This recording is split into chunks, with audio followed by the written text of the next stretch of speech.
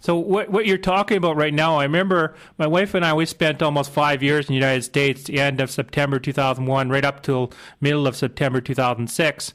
And I remember there was one program that they tried to pass in the United States where they're going to set up this 1-800 number where people, ordinary citizens, were allowed to phone in and sort of like rat out their parents and rat out any citizen that doesn't march in a one unique line that their Patriot Act says that they have to march in. Was that along that lines? Yeah, I think so.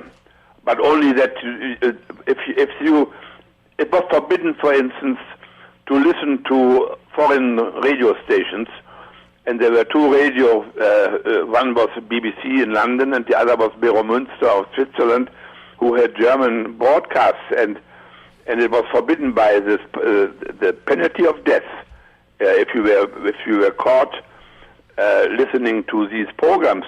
And my father listened to it late at night, and we all remember the story when my sister, as a child, for whatever reason, came down and saw him on the radio. I think she didn't understand what he was doing, but my father was really shocked to his bones, because that could be the end of the family. Not just of my father himself, but their main concern was the integrity of their 4 children. We were 4 children, and that we were not corrupted by the Nazi ideology. That was their whole, my mother and my father, that was their battle. And I didn't really understand anything about it. But we children, also when I become bigger or older, we didn't like the people. They were mean-minded, small-minded, and always knew everything better. So we rejected them, not from the ideology, but the beings they were. My parents had to be very careful. They didn't like, in our family we had the Nazis and the non-Nazis. My parents were in the non-Nazis, and the Nazis were from the family of my mother, 2 officers, 1 general, highly decorated in the war. And at the end, the 2 parts didn't speak with each other anymore. Yeah, and also I'd like to quickly point out, I did some research. I'm writing, as I was telling you earlier, I'm writing this fictional book that takes this child through the Holocaust, a Polish child. And what happens is, I remember one point about over in Poland, right after the Nazis invaded Poland, that they actually outlawed radios, and all the Polish people had to turn the radios in if they weren't considered of the right bloodline.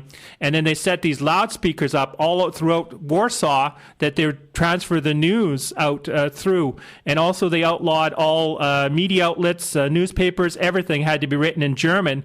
And I also saw the exact same thing happening in Nazi Germany. I ran across that stuff. Now, with that in mind, you also outlawing of the homeschooling, and even the parents weren't allowed to teach stuff to their children, which these actions basically has made freedom of speech illegal.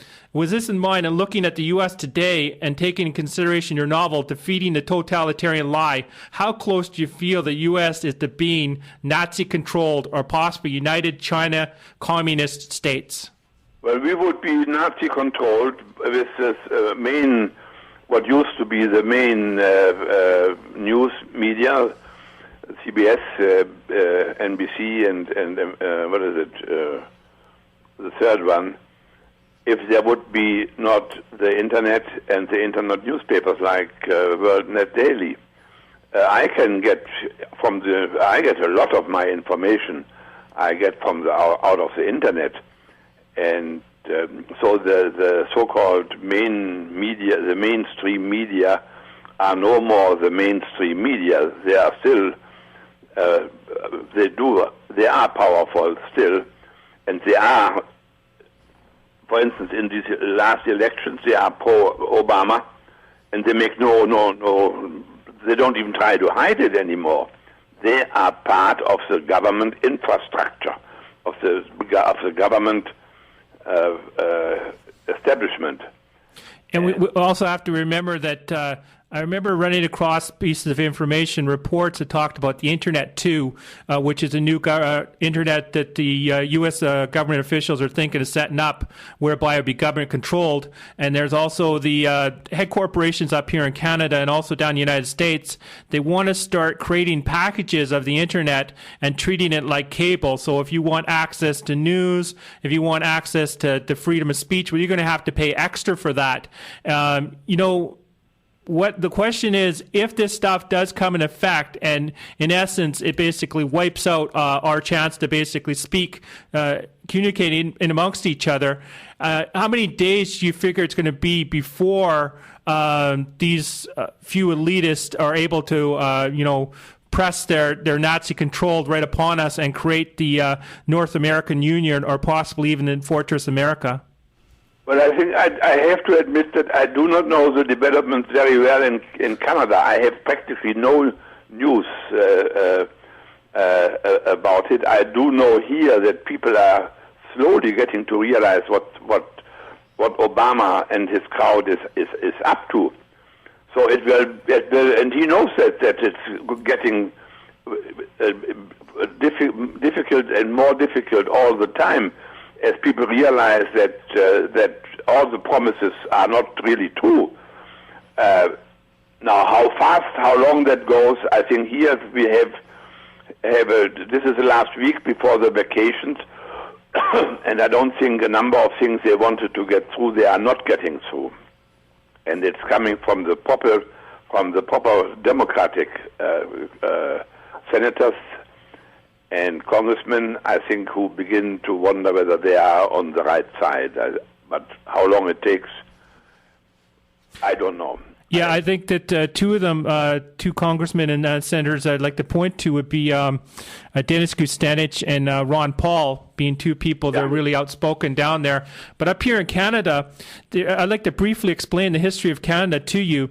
This nation right here is that we had, right after World War II, we had these doctors appear in Canada that had SS tattoos on them in government experiments against the children, right, carried out by Canadian government officials. They actually experimented on the children, and there's, I remember one lady talking about how they actually saw the SS tattoo on it. At the same time, we have to remember that the First Nations children were put into residential schools up here, where they were forcibly educated by the government, and it was ran by so-called people that claim to be so-called Christians, but we're not following what God says. At the same time, so over 50,000 children were killed. Countless others were injured, sexually molested, tortured. The list goes on. Then we also had, sterilization going on here in British province of British Columbia, the province of Alberta, and other provinces within Canada. This country in itself has been a very dark country. And if people realize what the real truth in Canada is, a lot of people say, oh, we're a socialist state. We're not a socialist state. We're a corporate-run country. Our country is actually, we're incorporated down in Washington, D.C. Canada is a corporation. We are no longer a country. And at the same time, we have corporations within there which are not paying their fair share. I'm someone that I'm saying, look, I don't think we should have high taxes. I don't think the people should have to bear the burden. I think the corporations that remove the resources from our land should have to pay a fair share of royalty, should have to pay a fair share of taxes, and that's where the money should come to help the people. And yet that's not happening right now. And what they're doing is they're heavily going after the Canadian people, and then they're allowing these corporations to get away with highway robbery. And that's as brief as I can be with a Canadian history. And yet what happens is you're finding not very many people know about that. Well, thank you very much. I did not know it. I repeat, I have no information on it, but now I heard what the reality is, so I shall look for it.